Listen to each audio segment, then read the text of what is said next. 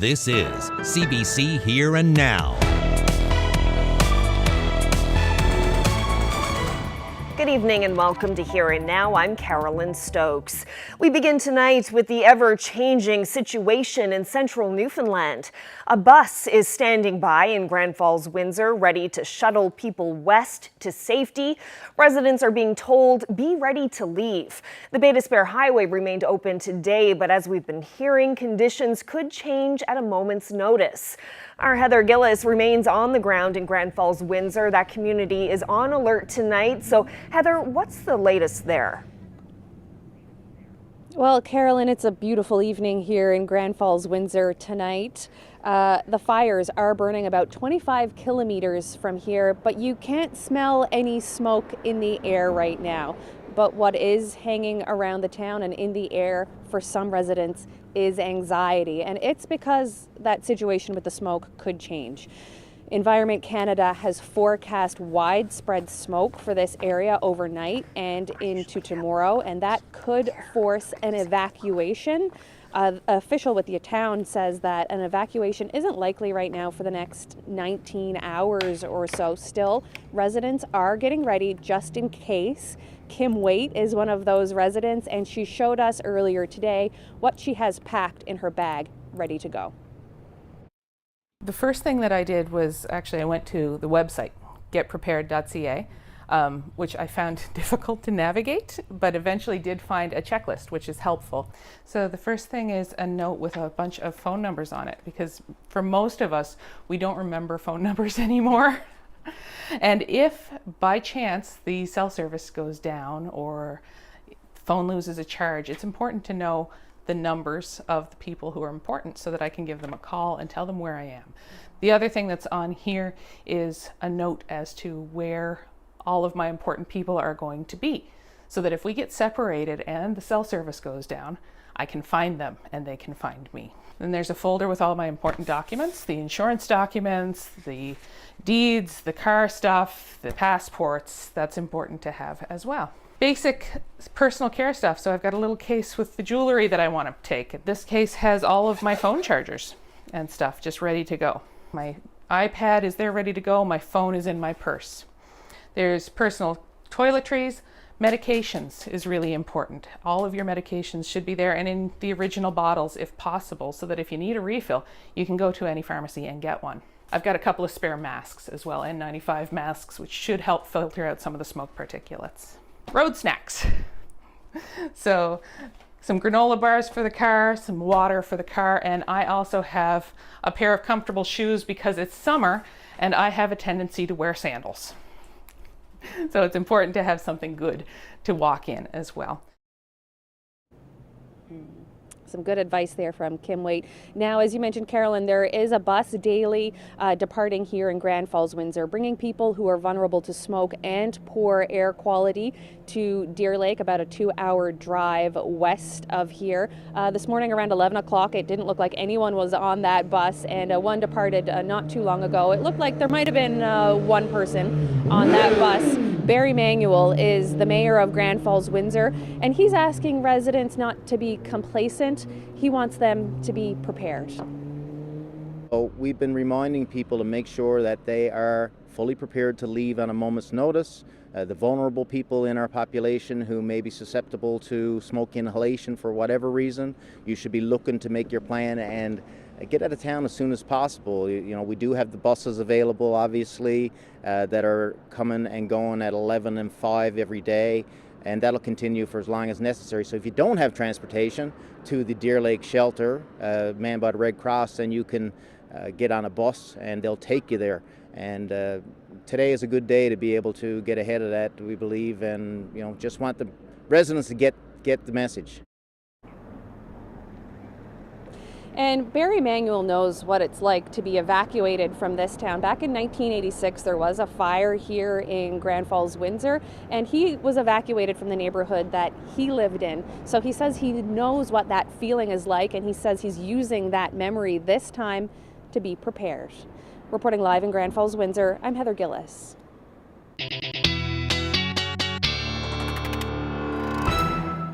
Well, a special air quality statement has been issued for Grand Falls, Windsor and area for tonight and tomorrow. And Here and Now's Troy Turner swung by the Gander Weather Office earlier today. The maps show it all.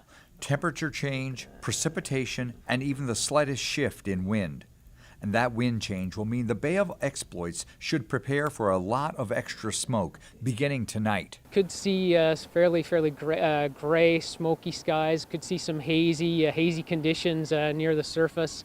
And as we're expecting those southerly winds to set up for a while, you could see that smoke just continuing to pump into the area for a good portion of the day tomorrow. Neil and the team at the Newfoundland and Labrador Weather Office are keeping a close eye on the air quality as fires ravage the interior of central Newfoundland. For air quality statements and for things like that, we're looking mainly in the 2-day range when we start putting the statements out.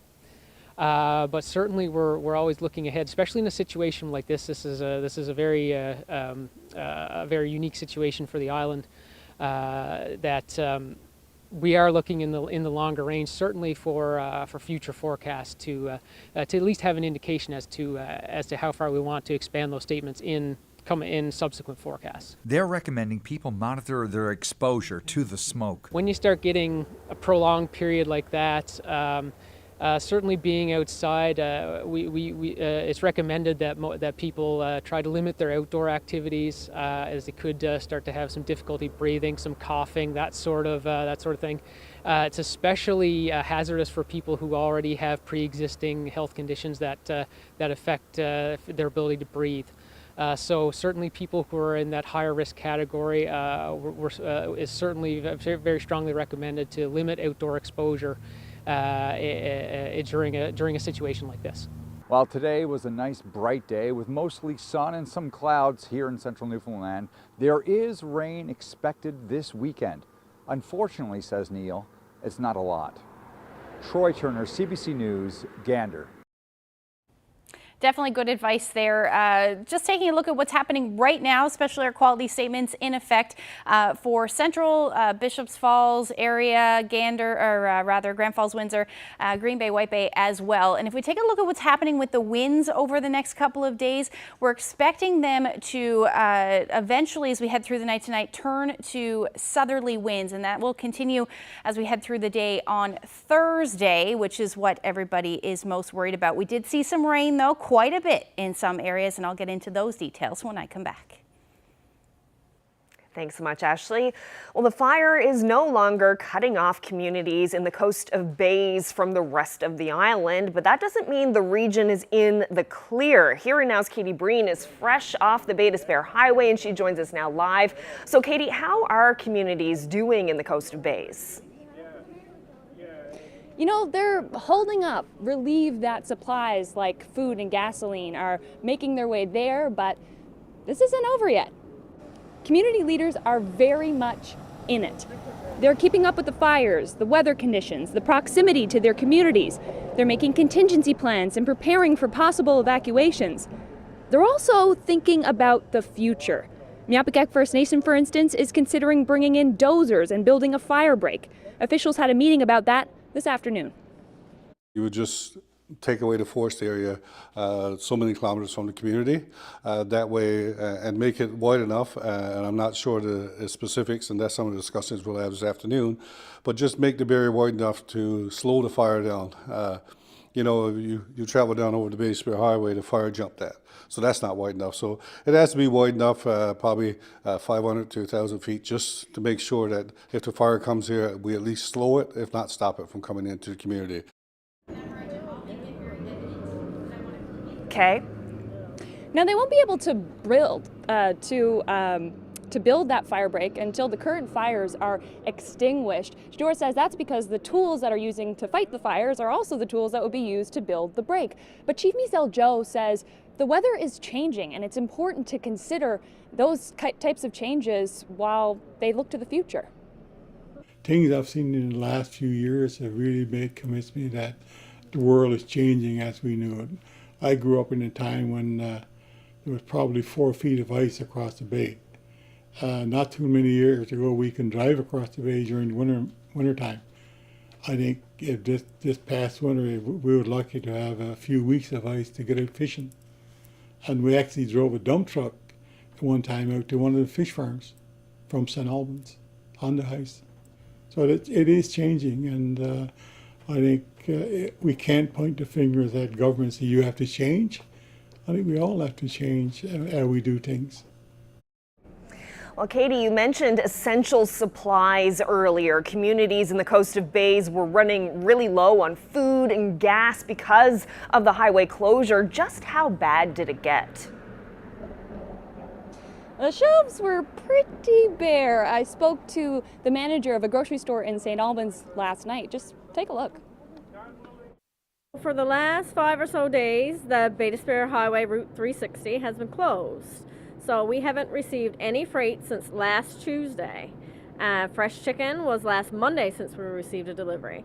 So right now we're really low on stock and we're waiting for more freight to arrive, hopefully. They've been a little bit anxious, panicked a little bit, hey, because we don't know when the highway was going to reopen. Now, fortunately today, earlier, we got the announcement and it's been open now for a few hours, but we have been told that could change at any time. So we're isolated, we have no way to get any food in, so it was a little bit of panic. So far, for the most part, I've been pretty calm. I knew eventually that the government would come through and that we'd eventually get something. But I mean, there have been times that have been more stressful. As you know, running a store, not having any freight, it's hard. Thankfully, food is moving again. Those shelves are filling back up, but it isn't guaranteed that the highway to Bay d'Espoir, or the Bay d'Espoir Highway rather, is going to stay open. Officials could close it if it becomes unsafe to pass. Reporting live for Here Now, I'm Katie Breen in Grand Falls, Windsor. We'll return to our coverage of the central Newfoundland fires in less than 20 minutes on Here and Now. But shifting to the latest on COVID-19 in the province, 8 people have died from COVID-19 in the past week. 6 of those deaths were in the Central Health region and the other 2 were in the Eastern region. 2 of the deceased were in their 60s, 2 in their 70s, and 4 were over 80. There are now 14 people in hospital, 2 in critical care. This brings the COVID death toll to 217. Public Health has also confirmed 360 new confirmed cases of the virus over the past week. Well, the provincial government and the Medical Association have announced some measures to entice retired family doctors back to work in rural areas. It's a 1-year pilot project that will see the government pay the cost of licensing fees and liability protection for eligible physicians. And it will pay a rural retention bonus for physicians for every month of service. Now, the Medical Association has agreed to waive membership fees for currently retired physicians who return to practice. And there are some eligibility requirements. A retired physician must have practiced a minimum of 120 days within the last 3 years and must work for at least 30 days. Well, a Newfoundland woman is now president of the country's biggest private sector union. Lana Payne was elected to the top post of Unifor this afternoon at the union's national convention in Toronto. To say that we are surprised is to say nothing. Like, we were shocked. We never expected it. We come from a city that is between the front lines. Physically, we are present here in Canada, but mentally, we're still there. Like, we are reliving that. And anyway, we're very thankful and grateful to people who help us to establish our living here. This all came together when Oleski, a gentleman, came in looking to purchase a car, as he just recently came to Newfoundland. And Chris Smith, my sales manager, came in and told me the story that they're from Ukraine, they've been through a lot, what can we do to help them out? Then I decided, you know what, we need to do something more than just help them out. We need to give them a car and make their life that much stress-free. They've been through enough, they've suffered enough. They were uprooted from a different country, moved to a foreign place that's not new to them, a lot of anxiety, a lot of apprehension. We needed to make this a little bit easier on them. People with big hearts want to help somehow, and I guess that helping Ukrainians, you feel like you're helping Ukraine. And it's really true. When we are settled in, we personally will increase our help as we can to Ukraine. The anxiety, the confusion, the chaos in their life was just tremendous that nobody should ever have to endure. And if Capital Subaru could bring a little bit of joy to their life, it's something that I feel, and as a company, we had to do. Like so far, we have been walking, and it's great for our health, but it takes a lot of time. So having a car, we dream of going fishing, of going whale watching. Physically, we're safe, and that's the main thing. And now we know that our son will get education, that it won't be interrupted by anything. He's already made a check in his calendar when he can get driver's license. Okay. in a few years. And apologies there, that was not the clip of Lana Payne. That was about a family who recently arrived in this province after fleeing the war in Ukraine. They were given a nice big boost today. Capital Subaru in St. John's gifted them a new SUV. So hopefully we'll have some more on Lana Payne a bit later in the show.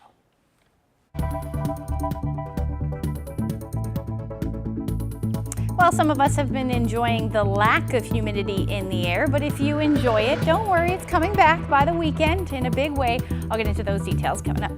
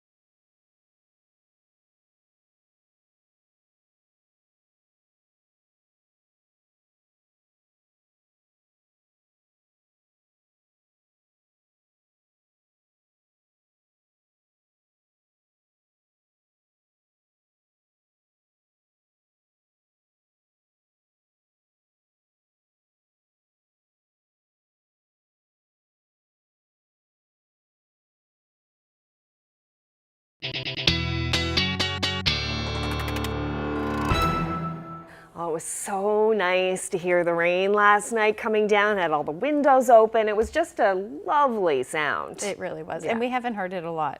No, and it was a lot of rain, it felt like. It was, yeah, that the rainfall rates definitely increased through the evening hours. But let's take a look at those rainfall totals across the province. The most rain fell for, well, really the Avalon. 59 millimeters of rain fell in Flat Rock last night. Well, through the day yesterday, but most of it falling last night. At the airport in St. John's, 55.3 millimeters, and then Bay d'Espoir saw about 47 millimeters. Now, a lot less the further north you go. Bishop's Falls only 15.5 millimeters, and Grand Falls, Windsor in and around there as well. So somewhere in between there is what the fire area did see yesterday.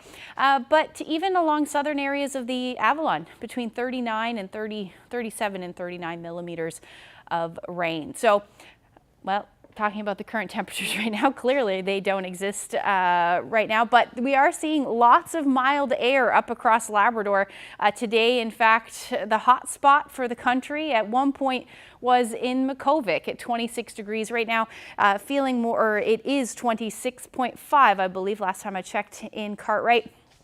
But otherwise, you're seeing a couple of areas across the island showing some temperatures, 21 in Badger and 22 in Corner Brook right now. Now, the reason why we're seeing these mild temperatures up across Labrador is where the jet stream is. There's actually a bit of a split in the jet stream, which is acting like a funnel, and it's funneling all of that warm air up across Labrador and allowing some of that cooler air across the island today. So taking a look at the map as far as weather systems go, we've got an area of high pressure. That low pressure that brought all that rain has since moved off, but lots of clear skies across parts of central Newfoundland today. And my clicker's not working. Oh, there it goes. So that's why we're seeing all those clear skies, and then lingering cloud cover the further east you go as well, with that cloud cover through the day, leading to even some drizzle and fog, and we're expecting that to continue as we head through the evening hours tonight. Now, the burn area, not showing much smoke today either. Obviously, the rain is or did help with that, and it's also where the winds are, but you can really see the burn area on the map showing up on satellite today. And we're expecting those winds, like I said a little bit earlier, to continue to veer as we head through the evening hours. So taking a look at the future tracker through the night tonight, the likelihood of that fog, fog patches and drizzle continuing in that onshore flow for the eastern half of the area is likely. Other than that, not a whole lot happening tonight. Fairly quiet as we head through the overnight. We will see some showers move back in for Lab West and then again along the south coast as we head into the early morning hours. So temperatures tonight dipping quite a bit, certainly through central. Single digits the story tonight. And then double digits, but just barely for St. John's, about 12 degrees with those winds staying around 20 kilometers per hour. Up across Labrador, temperatures dipping tonight, but still quite mild, relatively speaking, considering your daytime highs haven't been much more than this for a good chunk of the last couple of weeks, with those winds generally light, and again, those showers moving in for Lab City. Now, as we head through tomorrow, things will stay a bit unsettled for the most part. We're actually going to see some more showers roll through Labrador. This may even be some thunderstorms into the afternoon as well. Otherwise, staying cloudy with those winds shifting again to southerlies. Really relatively light, though, only around 20 kilometers per hour through the day. But again, those showers will work their way towards central Labrador into the evening and eventually towards the coast as well as we get through the night. So temperatures tomorrow are going to stay pretty similar to where we're sitting today, around 16 degrees in St. John's, with those winds out of the southeast between 15 to 20 kilometers per hour as you head towards Clarenville, Bonavista, a bit warmer than that, but still, this is around where we should be sitting this time of year. Now, through central, temperatures will reach the 20-degree mark. You may see a few showers lingering for Gander in the morning, but the sun should come out as the afternoon rolls through, and then towards the west coast, a bit warmer even still. Corner Brook around 23 degrees with some showers expected along the south coast. Now, northern peninsula, your temperatures a bit cooler than they have been, about 17 degrees for St. Anthony, but you should still see a mix of sun and cloud, and we're going to hang on to these mild temperatures again tomorrow for Cartwright, 25 degrees, about a degree cooler than it was today, but still looking at some pretty nice conditions. 19 in Lab City, 16 in Nain. And those winds will generally be out of the west around 20 to 40 kilometers per hour. I'll have a long range forecast coming up. Well, coming up on Here and Now after the break.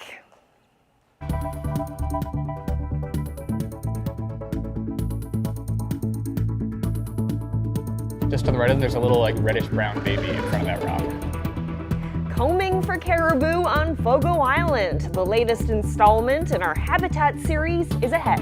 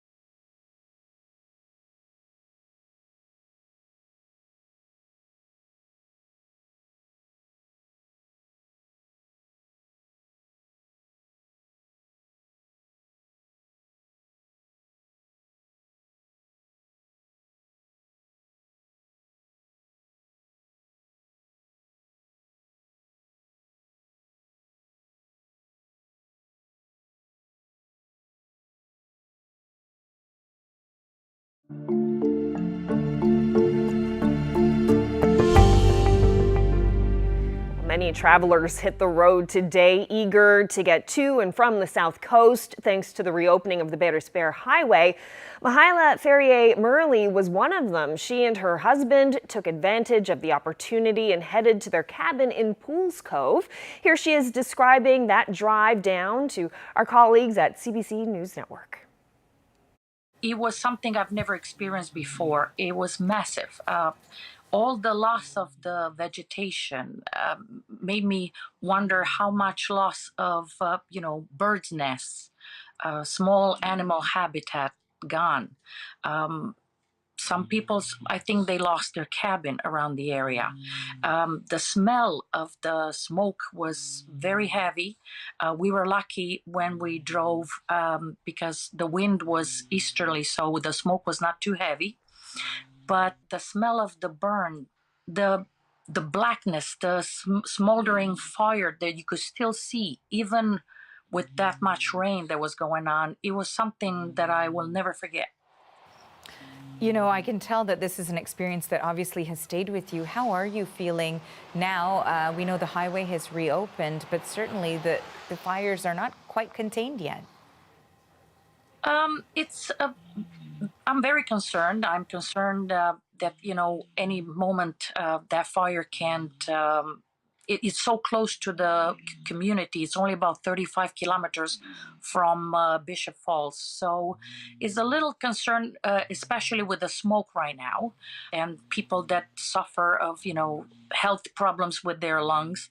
It's a bit scary if the highway closes for long periods of time and then supplies will not get here. Yeah, it's something that I've never lived through before. So it's a concern.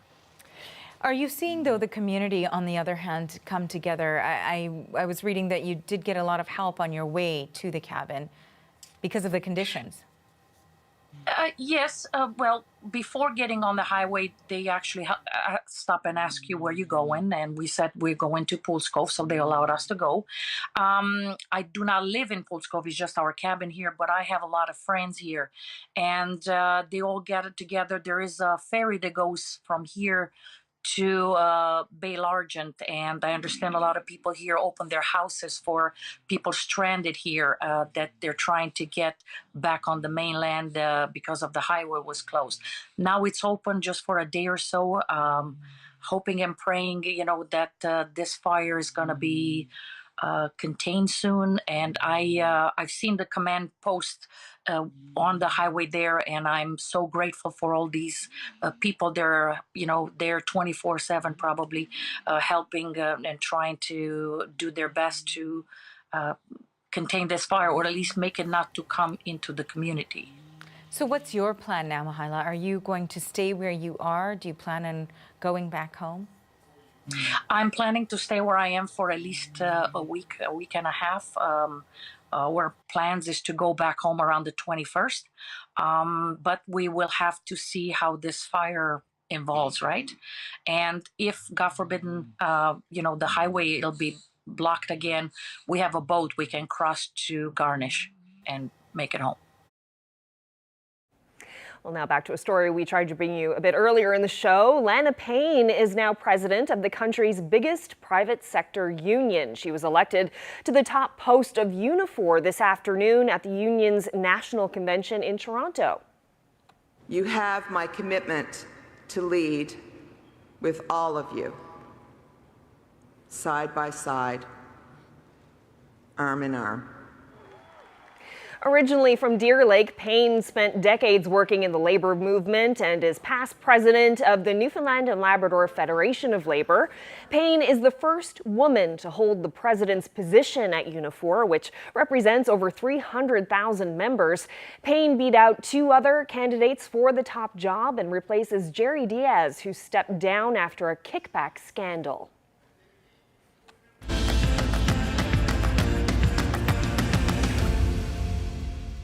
In our CBC NL series Habitats, host Andy Bowman has taken us hiking through the boreal forest. We've waded through urban wetlands and explored a unique ecosystem in the Codroy Valley.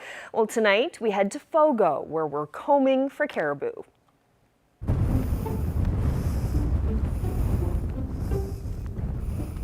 We have some points from where we've seen caribou in the past saved as marks on here. So they're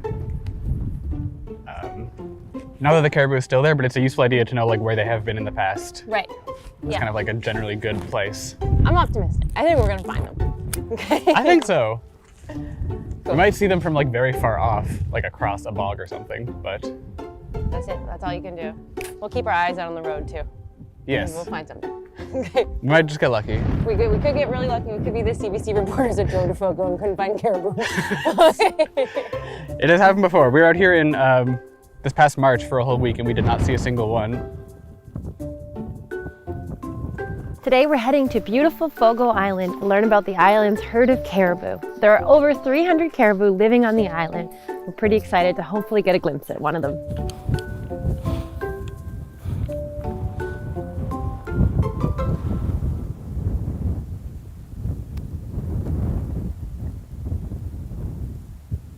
We come out here during the calving season to follow the mums and see when they give birth and then kind of follow the survival of the babies. So sometimes we'll come up on them and the baby will be like within the last day or two was born, and then mom will jump in a pond and swim away and the baby will follow her. So most of the calves that are around now are probably a week to 3 weeks old, which means they're far too fast for any of us to catch. So, if we're looking for signs of caribou, what are we looking for? Tracks would be nice. So I was watching, they use a lot of the same like ATV trails and paths that people do, because it's an easy place to walk. So sometimes we can see hoof prints in like the mud along those, which luckily they're the only ungulate on the island, so if you see hoof prints, it's caribou, which is nice. Oh, in lots of other places, caribou, like woodland caribou, they hang out in the trees because it's safer for predators. But when there aren't really any predators around, like here, you just go where the best food is, which is swamps and bogs and open areas. So they also avoid the trees for the most part, which makes our job easier, because it's not very fun to walk through these spruce forests. I bet. Okay, I guess we'll keep going. Yeah. All right. Maybe kind of heading this way-ish. All right. Let's see. What way? Okay. There's at least 3 of you. 4. Oh, there's a baby! Yeah, a little... Well, this is hard to describe. So there's the really dark one furthest to the right. There's like a lot of the white fur is gone, so you can see the dark brown summer fur. Oh my God. And then to the left of them is an adult. And then the furthest adult on the left, just to the right of them, there's a little like reddish brown baby in front of that rock. All the animals with GPS collars also have a radio frequency attached to them. So we have this antenna and then like a receiver. And then you can scroll through and listen to each frequency. So then we should be able to hear that one, which will tell us which she is. And you mentioned earlier that things like oil sands or mining that can affect caribou habitat. Is that a problem here? It's less of a problem in Newfoundland because there's not quite as much industrial development. So the Newfoundland herd of boreal caribou is doing relatively okay compared to the rest of the herds across Canada. Most of the populations from like BC through Quebec are threatened to endangered. And the Newfoundland population right now is listed as special concern, which is kind of the lowest level of risk, just above like no concern, essentially. Right.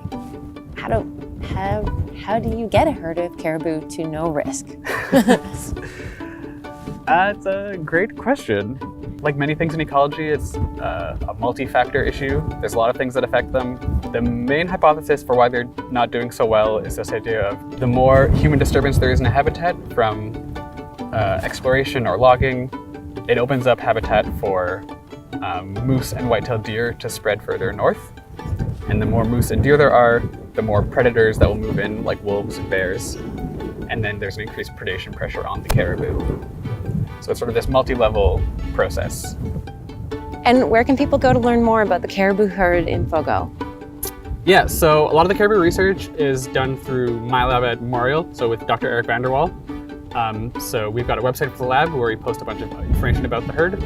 And then we're also all pretty active on Twitter. So you follow my handle, which is Jack G. Hendricks, as well as the lab's Twitter handle, where we post updates whenever we sort of are finding new things.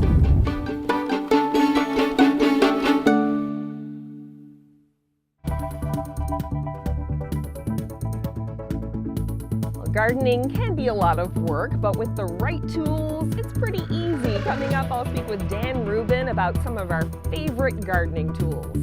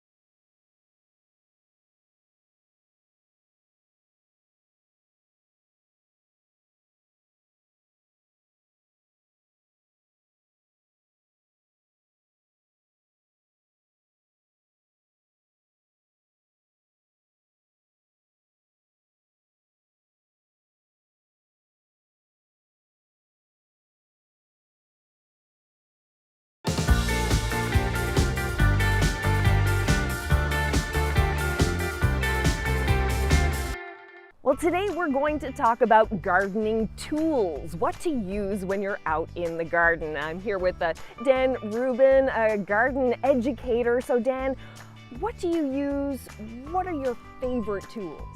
Well, my favorites include this digging spade that I've had for more than 20 years. It came originally from Lee Valley, which is an online company with tools for carpentry and woodwork and gardening.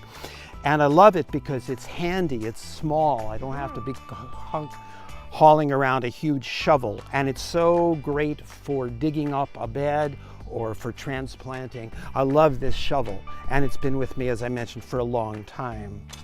The other one that I use a lot is this particular digging trowel because it has markings of depth on it. It goes from 1 inch up to 4 inches.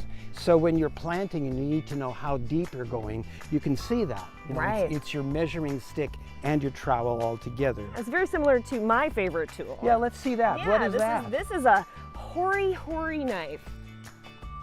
Japanese.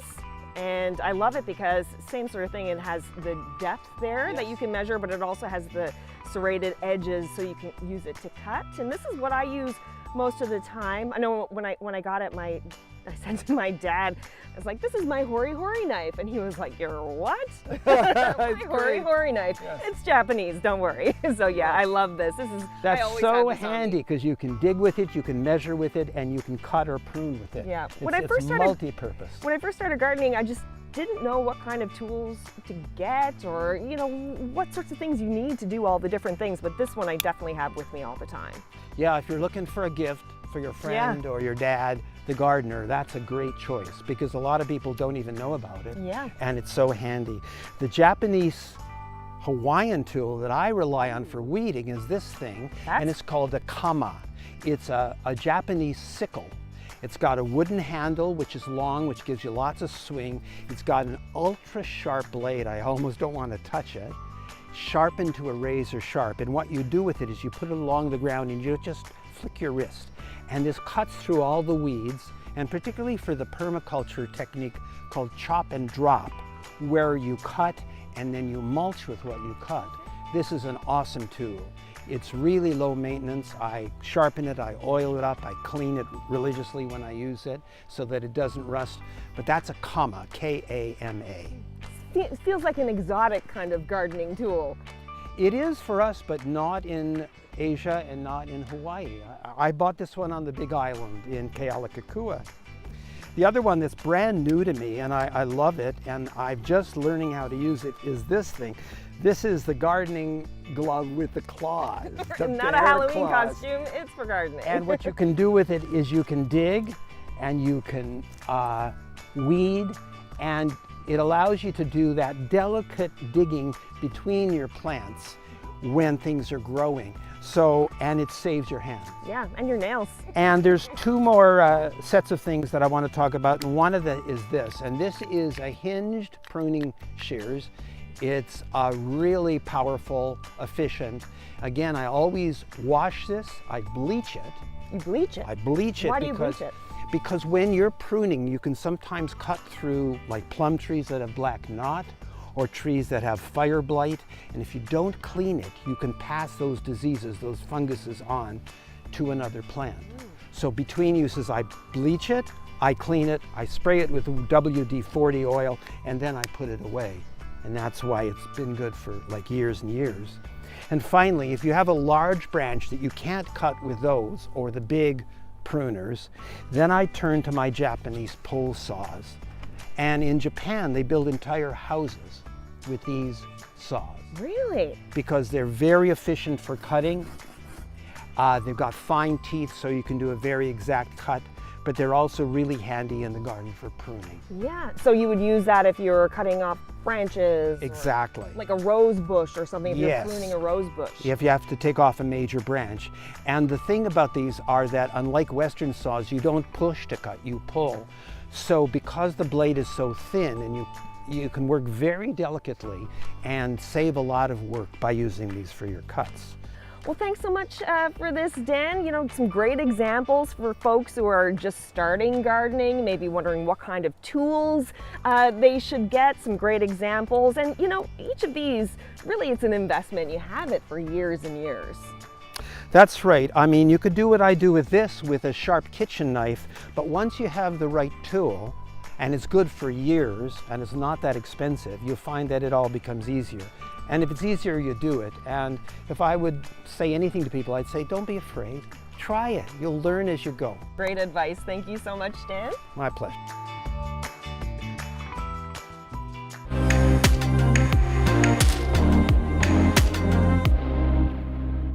Well, to Nova Scotia now, and a long-standing mystery about a missing tombstone. A family that traces its roots to the Annapolis Valley knew their ancestors had once lived there and died there, but after 2 centuries of searching, no one could find the proof. And that's when a local explorer stepped in. He's sharing what he found with the CBC's John Tatry. If you go out into the woods today, you may find a surprise. So it's through here somewhere? Yeah, right under these little grove of trees here. On this little rise? Yeah, this is where I dug it up in March. Today, the site is lost in the forest, but 200 years ago... This probably would have been a field right to here.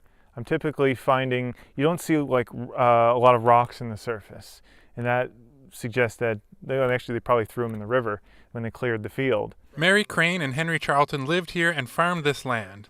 They arrived together from Massachusetts in the 1760s and died within weeks of each other as 1815 turned into 1816. This would have been put at the back of the family property, put here, and they might have assumed there would have been farther burials, because that was often common to have a burial ground where you would have a few generations in that era, 17 into 1800s. But only Mary and Henry were buried here. The family later left the land and nature conquered the fields and homestead.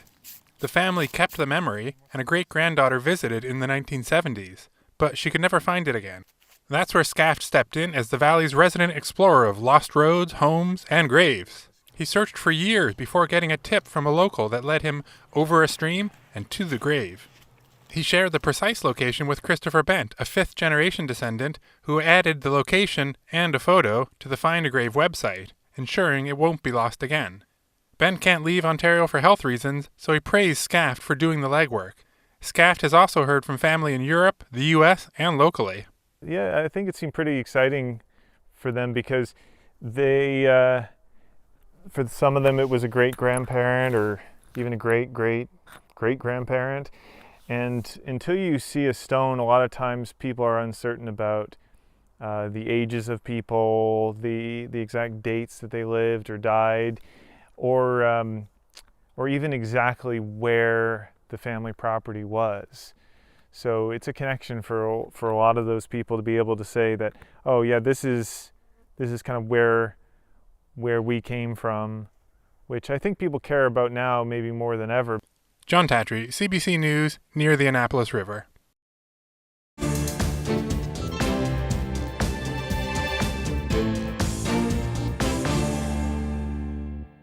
Well, former U.S. President Donald Trump didn't answer any questions today during a sworn deposition in Manhattan.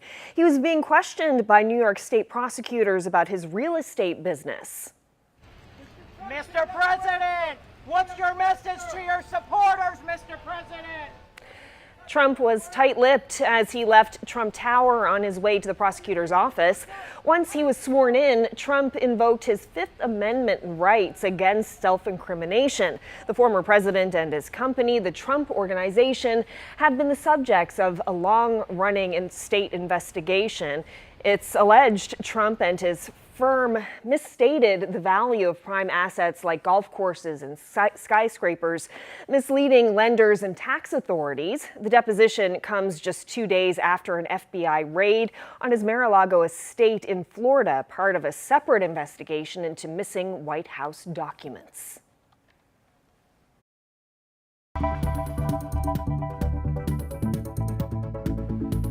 Water bombers from Quebec are at Gander Airport this evening, aiding in the fight against those massive forest fires in Central.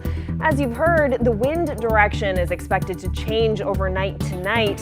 For the latest on the developing situation, tune into CBC Radio or head to our website, cbc.ca/NL.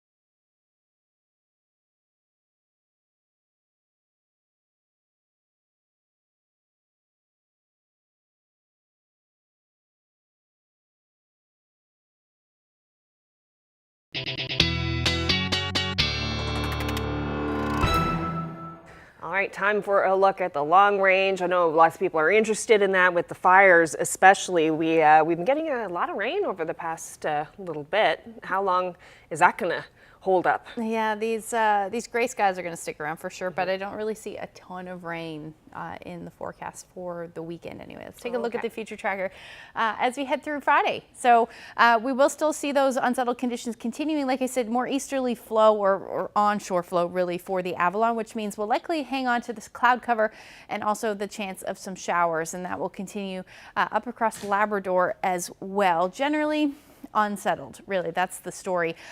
Temperature wise, we're looking at back up into the 20s, the low to mid 20s for central, the west coast.